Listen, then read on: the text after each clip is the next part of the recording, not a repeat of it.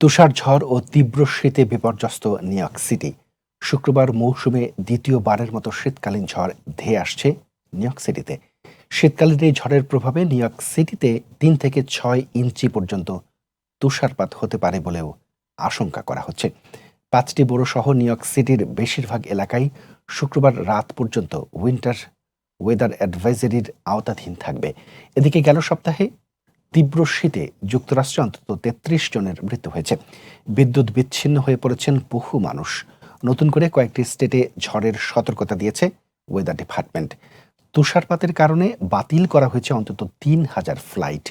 Weather ডিপার্টমেন্টের তথ্য বলছে, গেল কয়েকদিনে 24টিরও বেশি তুষার ঝড় আঘাত এনেছে যুক্তরাষ্ট্র জুড়ে। এতে Arkansas, Illinois, new York, Pennsylvania সহ অনেক জায়গায় হতাহতের ঘটনা ঘটেছে। আগামী কয়েকদিনে আরও ঝড় আঘাত হানতে পারে বলে সতর্কতা জারি করা হয়েছে।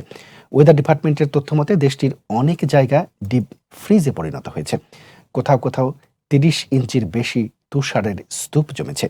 তুষার ঝড় ও তীব্র ঠান্ডায় যুক্তরাষ্ট্রের উত্তর পশ্চিমাঞ্চলীয় স্টেটগুলোতে লক্ষ লক্ষ ঘরবাড়ি বিদ্যুৎ বিচ্ছিন্ন হয়ে পড়েছে। 1 কোটির বেশি মানুষকে সতর্কতা মেনে চলতে বলা হয়েছে। তুষারের কারণে ব্যাহত হচ্ছে যান চলাচল। অনেক জায়গায় সড়ক দুর্ঘটনা দেখা গেছে। গেল কয়েকদিনে 10,000-এরও বেশি ফ্লাইট বিলম্বিত হয়েছে। বাতিল করা হয়েছে প্রায় 3,000 ফ্লাইট।